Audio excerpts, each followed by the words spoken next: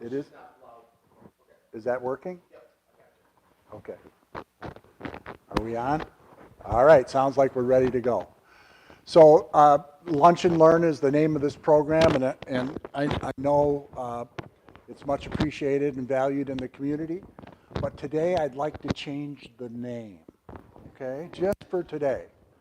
Instead of Lunch and Learn, let's talk about lunch and chat, lunch and discussion, even a little lunch and play if you like, okay? Because what I'm hoping to do is learn from you. So I'm encouraging everyone to ask questions, jump in the discussion, beat me up, push me out the door, bring me back in. So we have a two-way. And the reason for that is because every time I meet with a group of people who are either have read my books or are going to read them, I learn something. And even though I'm an old dog, I'm still trying to learn new tricks, right? And so I have 7 novels, and I'll briefly run through them with you. My main character, the protagonist, is Nick Steele, and he's a reporter with the fictional Bay City Blade, okay? And I created this series as I was exiting the Bay City Times in 2010. And I started working on the first book, and that's called A Formula for Murder. And I do have some copies of that here as well. But all of my plot lines, storylines, subplots rise from my experience. And that's what writers do, novelists do, is you write what you know. Well, I know the newsroom, and I know news gathering, and I know people from having worked with people for the last 35 to 40 years. And I wanted to create a series where readers would get an understanding of what it's like, the process that goes on in the newsroom. So what happens is, no matter where Nick Steele goes, a body drops, right? And he gets pulled into the story because he serves his readers. And that's how these all take off. So that's the great thing I learned in 35 years of being a journalist, is that the news is always changing. Every day there's something new. So Nick can run into a new adventure almost every day. So the series is going now. I've just finished my 8th novel, and I'll tell you a little bit more about that. And I'm not sure how long it's going to go. I'm enjoying this. I'm having a great ride with it. I never expected it. When I wrote the first book, A Formula for Murder, I thought that was going to be it. One and done, bucket list item checked off, and then I move on and do something else. Well, there was such a good reaction to it that I got all these emails, all these questions from people who've read it and said, when's the next one come out?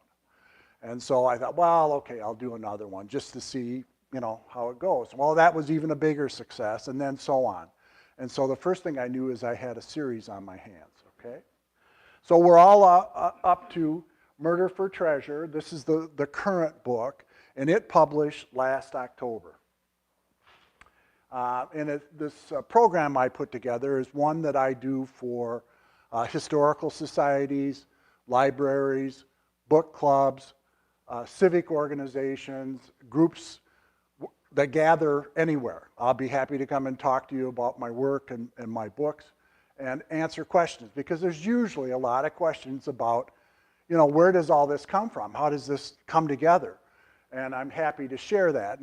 And you'll recognize, I think, if you haven't already, that writers love to share. That's one thing. I mean, when I first started, I learned so much from writers who were already active in the business. So this book, Murder for Treasure, came from a Lions Club meeting. I'm a member of the Lions Club, and they have programs, and one of those programs was Robert McGreevy and his book, Lost Legends of the Lakes. And he, like anybody who's doing a program, they want to make it as local as possible. So the program I saw was in Pigeon. which is in the middle of the thumb.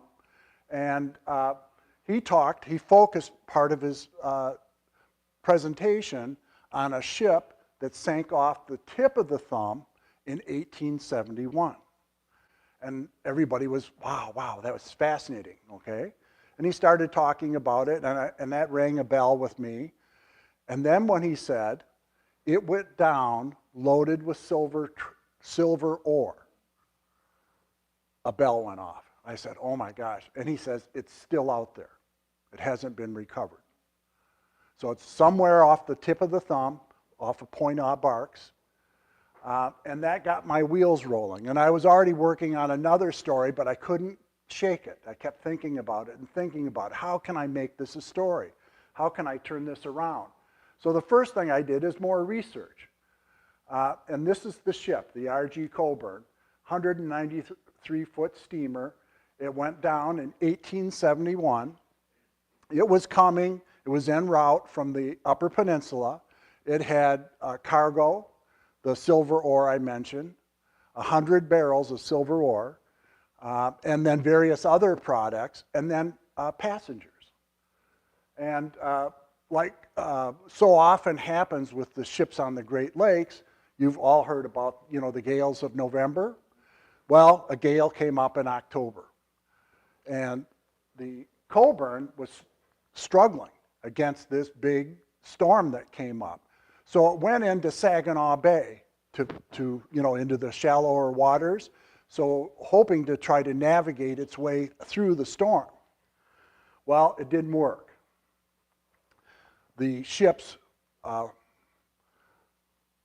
main rudder broke off, and so it was helpless in the storm. And it got tossed about, in the high and the low waves that were in the bay. 32 passengers and crew members were lost. 18 were saved in one lifeboat, but the tragedy of this was that 2 lifeboats drifted away while they were trying to rescue people. And what had happened is the smokestack hit the cabin. Now, can you imagine that?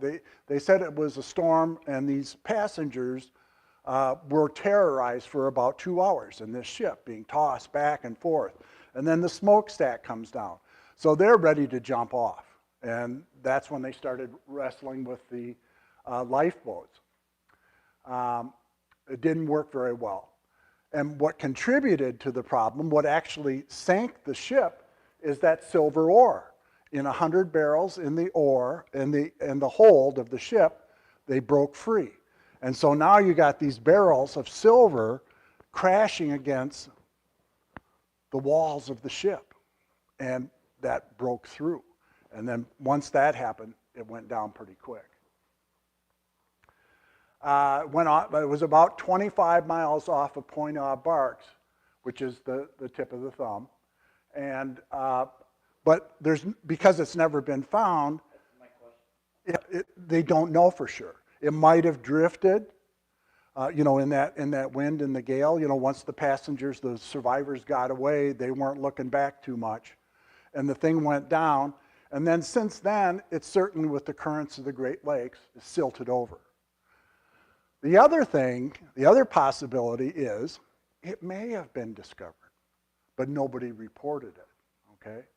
I'm sure most of you have read that anything that goes down with those Great Lakes ships becomes the property of the state of Michigan. So if you're out and you are scavenging and pulling ship's bells or the rudder or the wheel or anything off of the ship or any of its cargo, it really belongs to the state. And if you get caught with it trying to sell it or hustle it some way on the internet or any other way, there are pretty severe penalties for that. So I had this tossing around in my mind. I liken it to a clothes dryer with some wet jeans in it, tumbling and tumbling and tumbling. I kept thinking, how can I make a story out of that? So a novelist, greatest tool is the two words, what if? So I kept thinking, well, what if the ship and the treasure gets found? And so that led me to create the story that I wrote. And this is Bayport and the Bayport Fish Company. So what I ended up with is 5 guys from Caseville in the 1970s. They all went to high school together. They've got limited skills and a limited future. But like all young people, they want to make money, they want to move on, they want to, hit the big time. So there's hustling. They work for, and a lot of the kids in the Thumb do this, they work in the resort industry or in the commercial fishing industry. At one time, we also had a pretty big salvage business up at Port Austin, a salvage company, and run by Captain Ed Davis. So the characters I developed, the 5 guys, work both for the fish company, setting nets and bringing the fish in and the harvesting, and then also the salvage company. The salvage company's primary duties is to help boats that got stranded out on the lake somewhere or broke down and they need to be hauled back in or helped back in. So these guys know how to navigate, how to handle the Great Lakes, how to handle a big ship out there. So the 5 guys, just so happens, coincidentally, the smartest guy of the 5 is named Dave, right? And Dave is the only one who paid attention in school, and he remembers from Michigan history about the Coburn. And he says, let's go find that thing. Let's mark it out on a map. Let's figure out where we think it is. We'll get our diving gear. We'll go out and we'll find it. Well, that's pretty much what they do. And they get out there, they take one of the fishing trawlers from the salvage company up in Port Austin on a Saturday, and they go out. They claim they're just going out on a fishing adventure, but actually they got their diving gear and they go out and they dive. They have their coordinates out in the lake. They know where to look, where they think they will find the treasure. And lo and behold, by the end of the day, they stumble across these rocks on the bottom. And of course, raw silver ore looks just like that, rocks, right? Chunks of rock, because it hasn't been processed, And so they bring it up, they scuff them up, and they realize, okay, this is the silver. We got the silver. So they go back down again, and they look, and they find the ship's safe. Okay, it's been partly silted over, but wow, now they got to get a safe off the bottom. Well, they're not geared up for that. So they come back up and they start to assess where they are because it's the end of the day. It's already dusk. It's going to be dark before long. They got to get back in. They're 20 miles out on the lake. And they discover that they've had a gasoline leak all day. And they ain't going anywhere. So these 5 guys are stuck out on this trawler overnight. And if you've ever been out on the big lake at night, especially if it's a clear night and you have the moon and the stars, you can actually see pretty well out there, fairly well. But if it's a cloudy night and you don't have the assistance of the moon and the stars, it is pitch dark. I mean, it is pitch dark, and if you have wind, if you have waves, if you have storm, it's frightening.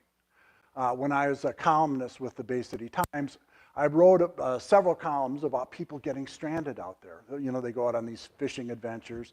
They probably drink a little too much. And the first thing you know, they're in trouble. Well, the lakes are huge, and it's a big job for the Coast Guard or anybody to hunt and find somebody out there because you're just a speck on the water. So in this case, the 5 guys, they've grown up together. They know each other. They're best friends. But now they're spending the night together. And what they do is they start confessing, right? All the personal things they've never told anybody. They start sharing with each other. And that makes their bond even stronger. And then you, the reader, finds out their backgrounds. And their backgrounds are a little sordid, you know. I mean, they're like so many kids, you know, that get in trouble over time and hopefully learn from it and move on. So the guys come up with a plan, and they designate Dave. Okay, we're going to get found in the morning. The Coast Guard's going to come and rescue us. So what do we do now? And so Dave says, well, we'll go back. We'll mark this area. So they mark that treasure with a balloon and an anchor so that they can find it quickly the next time they come back. So the plan is they're going to come back in a week, and this time they're going to get the ore, and they're going to come back with the gear they need to lift that safe. They need a flotation device to get that safe up. So when they get rescued, you know, they go back into shore, embarrassed. You know, any seaman who runs out of gas is hugely embarrassed. You know, I mean, that's just a no-no. You don't do that. But they borrowed the trawler, and they didn't know it had this leak, and they didn't expect to be out that long. So they came back, and they took their bruises from all the people in town. And if you're not familiar with it, these little coastal towns, Caseville, Port Austin, Port Hope, Harbor Beach, Lexington, those are the main ones on the thumb, but they are all over Michigan, as you know, all the coastal cities. When they have residents who are out on the lake and they're lost, they panic. They know what can happen, and they've seen it so many times over the years. So they'll start their own rescue parties. They line up on the shoreline and flash their headlights out over the lake in case they're out there struggling, trying to get back. So it's a big thing when small towns, a member of the community is in peril. So that really brings them even closer to their hometown of Caseville. So the guys get back, and Dave comes up with a plan. Okay, he says, we'll go get that treasure, we'll come back, I'll take it, and we'll figure out we'll bury it, we'll hide it until we figure out how to fence it, because we can't just sell it outright. The state of Michigan will come and take it away from us. So they do that. And they go out and they load that ship up, and they get as much, the thing can barely get back into port. And Dave takes the treasure, and he buries it, not telling anybody. And then he makes a map, a treasure map. And he cuts it up into 10 pieces so that the 5 guys, each guy draws 2 pieces from a hat. You have to have all 10 pieces to find the treasure. So Dave did that so they would all be of one mind when they went to get the treasure. He was fearful of fighting, the infighting. So this is where the story really starts coming together. And motives for murder, and this isn't mass murder or serial killing. This is just your everyday murder, okay, that we're all familiar with.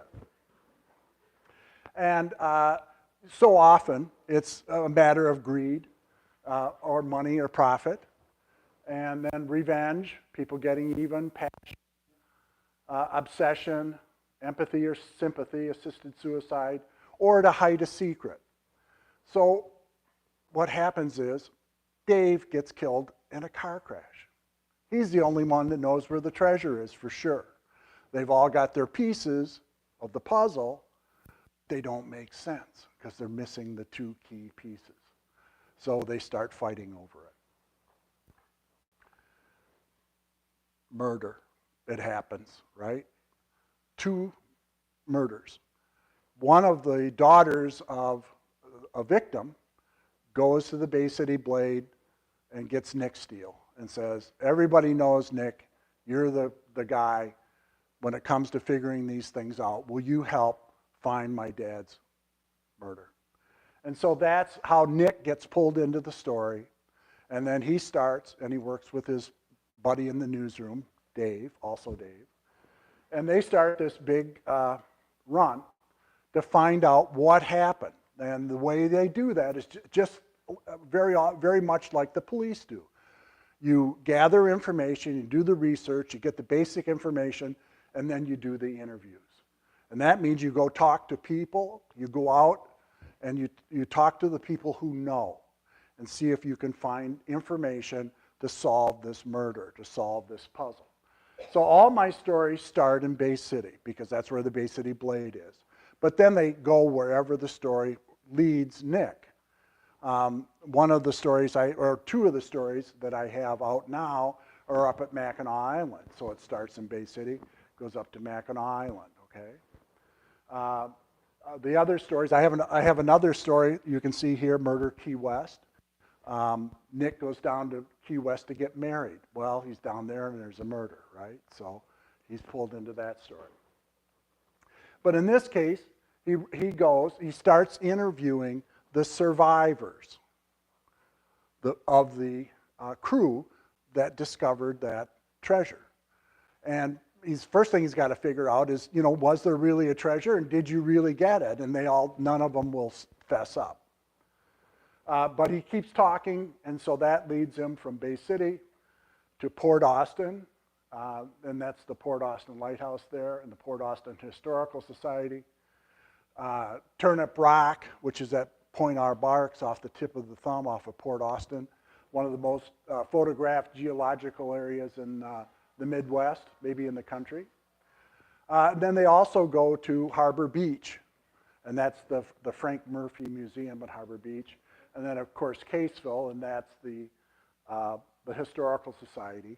But Nick and Dave run off, do all these interviews, meet all these people, and they start putting the pieces of the puzzle together. So I'm not going to tell you anymore, okay? But this results in a work of fiction tied to a historical event, a Michigan event that really happened. 75,000 words, 261 pages, 32 chapters, all Huron County produced. And the novel took 8 weeks to write, 1 month to edit and revise. So that was my process, and I went back to my roots as a managing editor. I mean, I had to always have a team in place to cover the news, reporters to write it, photographers to get images, graphic designers to put it together, paginators to get it on the page, and then even the pressman. You got to have a whole team, right? So this is what I developed to handle all of my books. I've got an editor, I've got a photographer, I've got a proofreader, I've got a paginator. All of those for this book are in the thumb, and they really, I thought, turned in a good job and helped me put out a great book. The reason it only took me 8 weeks to write, this first novel I did, A Formula for Murder, took me 5 years to write, okay? Because I had to learn how. I had to teach myself. So I went to seminars. The American Mystery Writers Association has an annual conference in Chicago. It's the weekend closest to Valentine's Day, and they call the conference Love is Murder. And so I went to 3 of those, and I went to the workshops, and I did the seminars, and I talked to the writers, and as I mentioned earlier, writers love to share. So I learned how to do a narrative, how to write a narrative, how to handle dialogue, how to set the scene, how to do settings, how to do transitions, how to develop a storyline, a beginning, a middle, and an end. And so each book, after the first one, I got a little better at it, okay? This one, just as I was getting ready, I'd done all the research and I was just about getting ready to sit down and start writing. I had a very serious injury. I had a spinal cord constriction, and it caused me to lose all the feeling in my hands and my legs. So when they figured out, I mean, I thought I had ALS, I thought I had Parkinson's, MD. When a neurologist finally figured out what was wrong with me, I was almost in a wheelchair. And so they took me in for emergency surgery, and they put a plate, 3 discs, all titanium, and 3 screws in my neck, and then put me in a horse collar brace for 3 months. So I was either flat on my back or sitting in a recliner. So during that time, I can tell you, when you're staring there at the ceiling, not knowing if you're going to walk again or if you're ever going to use your hands again, you have a lot of time to think. And so that's when I started working out this storyline and the plot and really developing it. And then I started using my hands with a pen, just like the old-fashioned way, with a pen and a yellow legal pad. Started jotting notes, paragraphs, character development, scene setting. And so once I started getting feeling in my hands back and I could actually get on the computer, then I started writing. And then it took me 8 weeks to do because I already had it all worked out in my head how I was going to write the story. And once I started, I worked on it every day. There's a writer's process, a writer's routine that when I do workshops for writers or people who want to do their own self-publishing, that's one of the things I work with them on, is establishing that writer's routine and working out the best way for you to be creative and productive at the same time. So any questions about the process? Yes. Do you have to read your novels in order to keep it, or are they separate? Are they a separate project? Like some writers, one novel builds on the next. Yeah. Which way is yours? Each story is independent and can stand on its own. So you can start anywhere and work forward or work backward, okay? So I wrote them that way on purpose, especially because I thought the first couple, it was just going to be, one and done. Now the characters, the main characters do overlap. I mean, Nick Steele, his buddy Dave, and Nick's wife Tanya are in each of the stories. So they carry over. And as I mentioned earlier, they mature. I mean, they just like you and I do. All right, everybody changes over time, and so do my characters. You can see it in the books, how they change. Hopefully, stay true to their character, but how they change and mature and develop over time. So that's the process, that I use for each of the stories. And so far, it's worked out pretty well.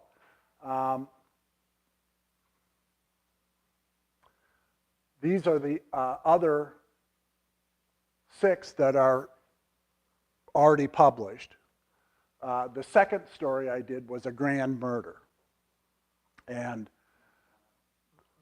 the way I put that together is I had been editor of True North magazine, and so we had done a number of features about Mackinac Island and the Grand, and I just loved it. Mackinac Island is like Fantasy Island to most people in Michigan. I mean, it's this beautiful, gorgeous place, and it's got all the great food and the waiters and the wait staff, and it's just a terrific adventure. And so many people go there. 1 million people go there every year. So it was easy for me to feature the Grand. So I called who I knew, the manager of the Grand, and I said, "Would you give me a tour? I'm not working for the newspaper or magazine anymore. I'm a mystery writer." And he goes, "Oh yeah, Dave, come on up."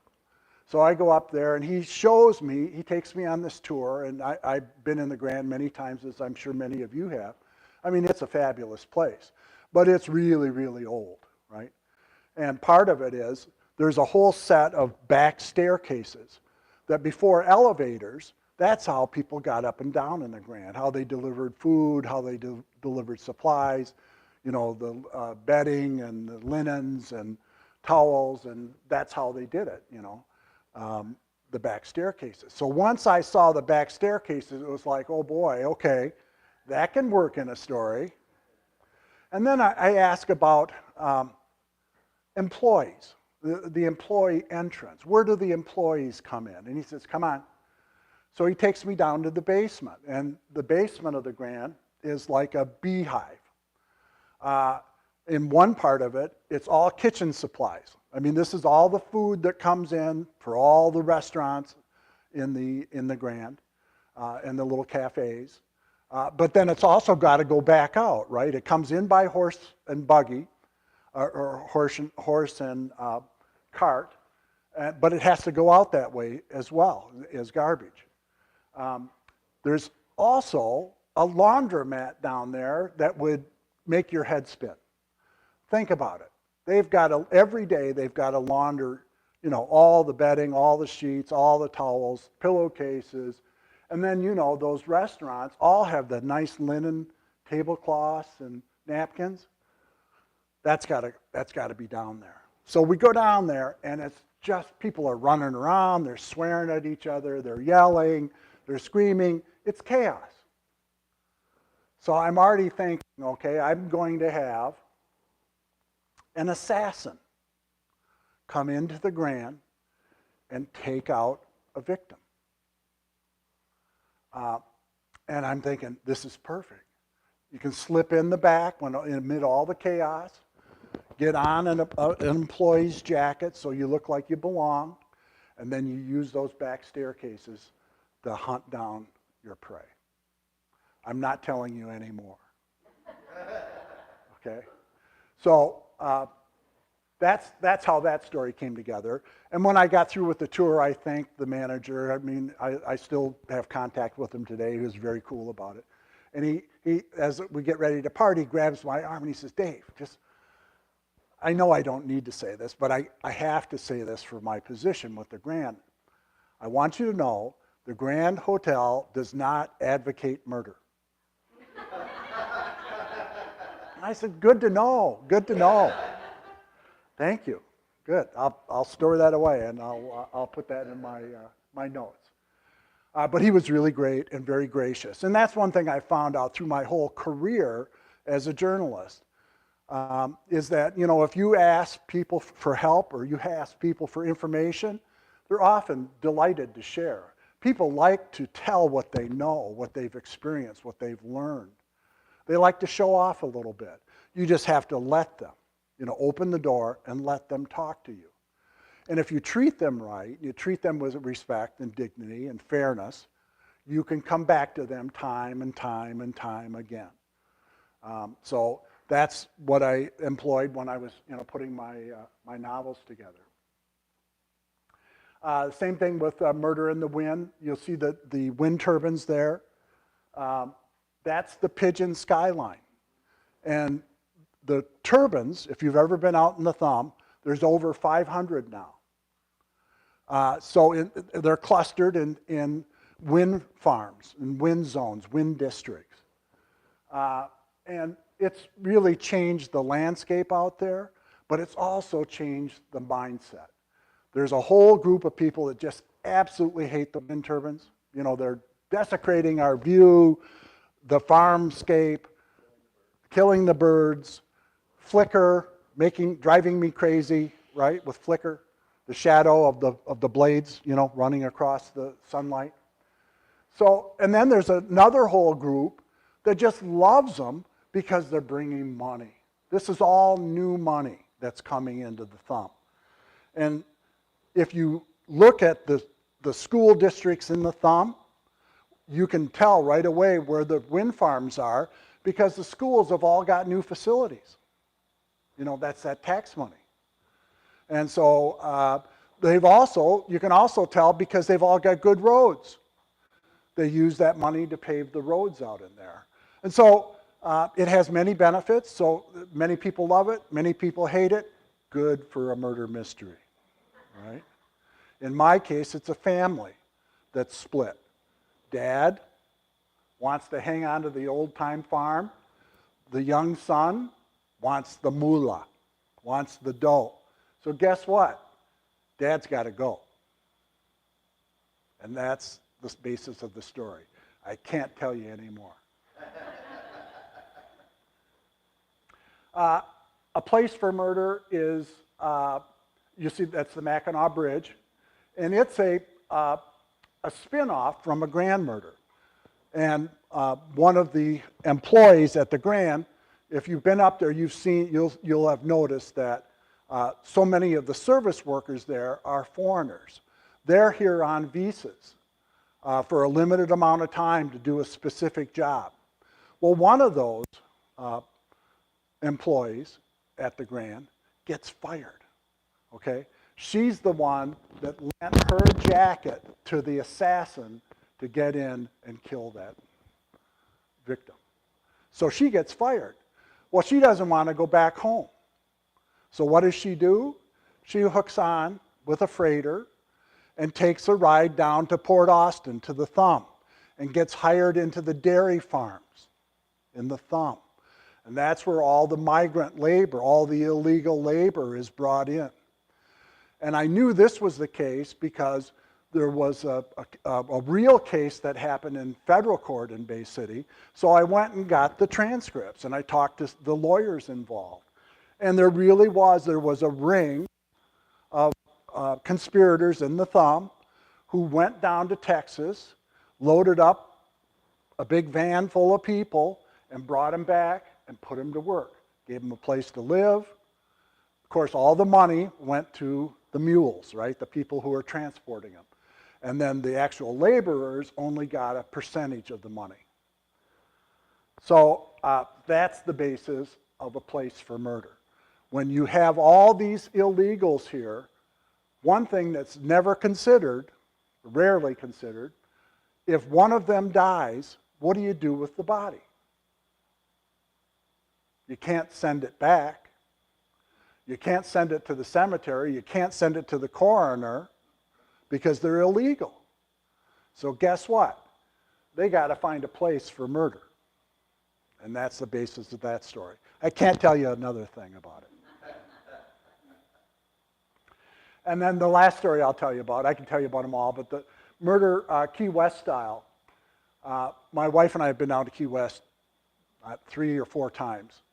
The first time was just recreation and pleasure. But while I was there, I noticed the homeless.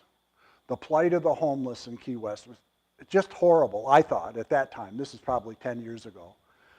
The way they were being treated not only by the local businesses, but also by the police and the merchants, because they're always afraid that they're going to chase off the tourists. So they're treated horribly.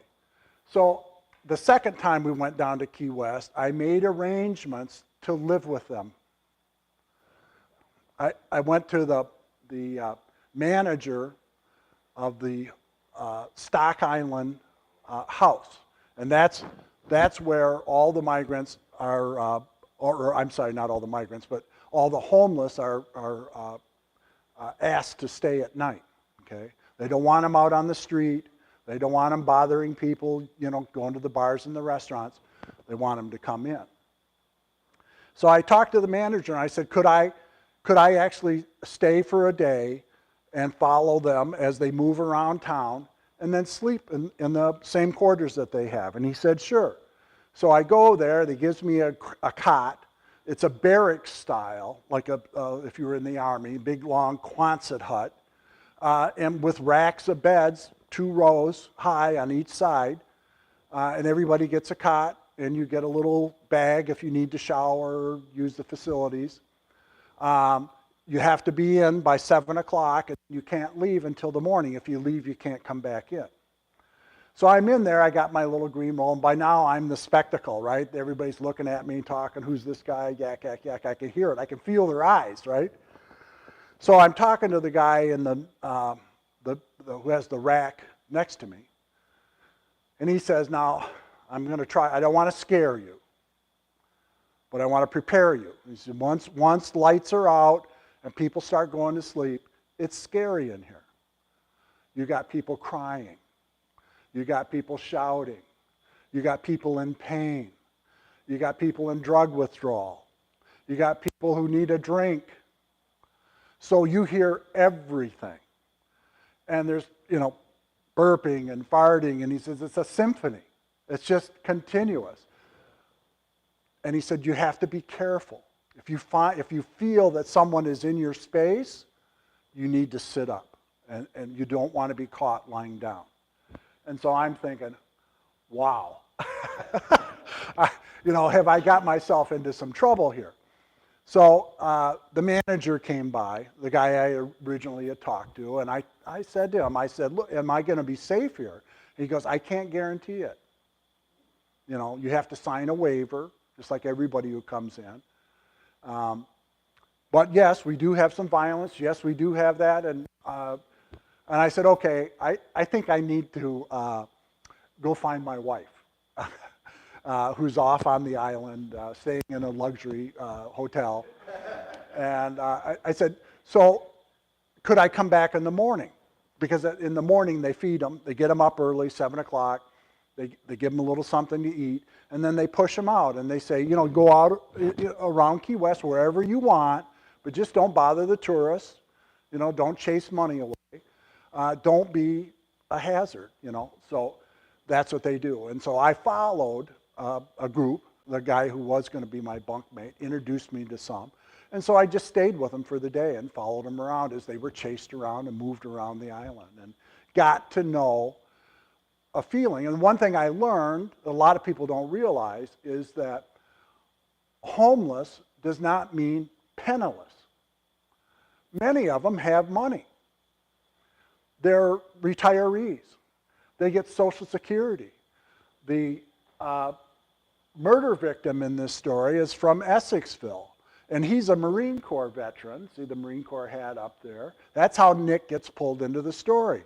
Somebody from Essexville says, our son, who is a Vietnam veteran, a decorated Vietnam veteran, died. He's homeless, and we just found out about it. He died months ago. Could you look into it?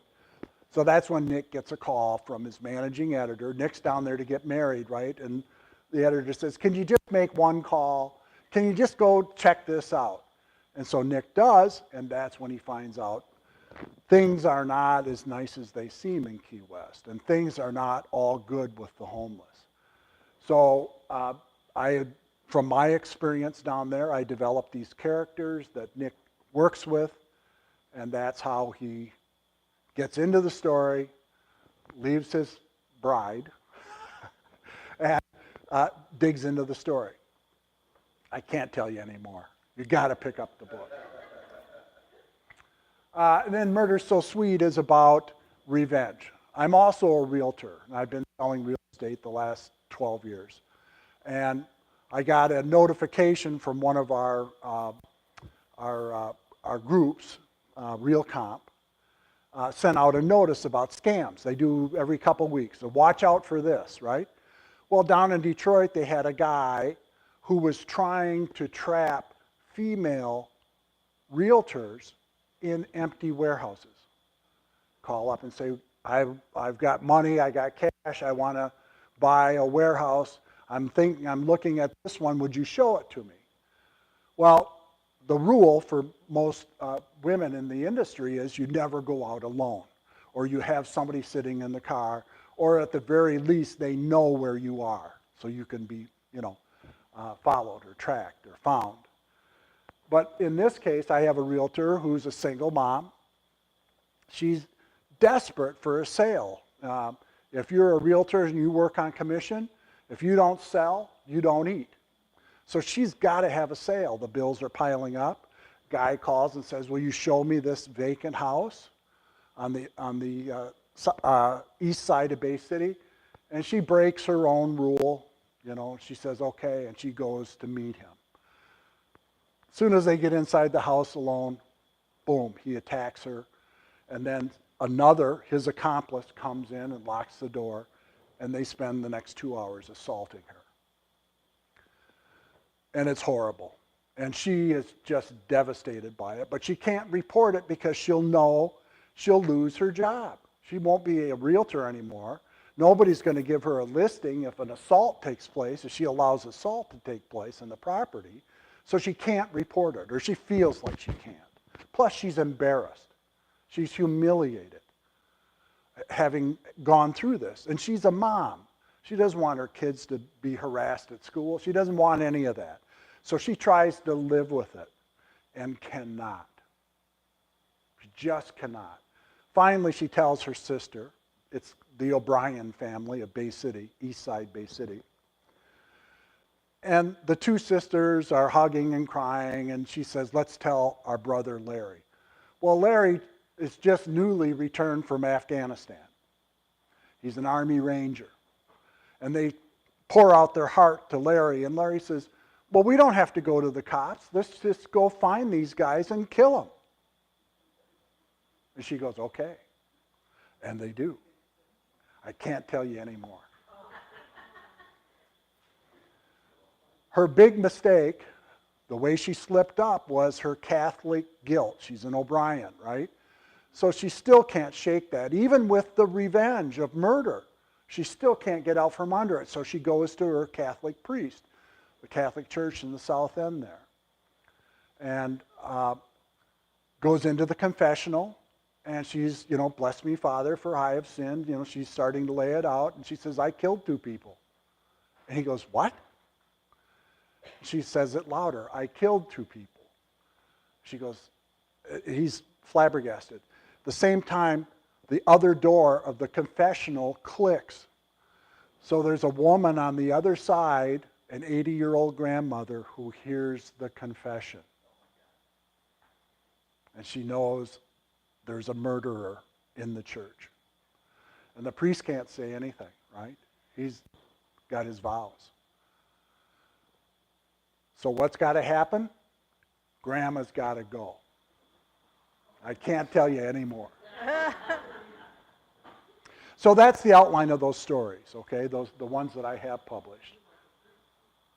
And then here is the new story. It's called Mackinac Murder, or Mackinac Murder, I should say. And it comes out in October 2024. After the publication of Murder for Treasure, I was contacted by Mission Point Press in Traverse City. And they said they've been following, my books and my work and my career. And they said, do you have anything else in the works? And I had this idea for the story, and I had started working on it.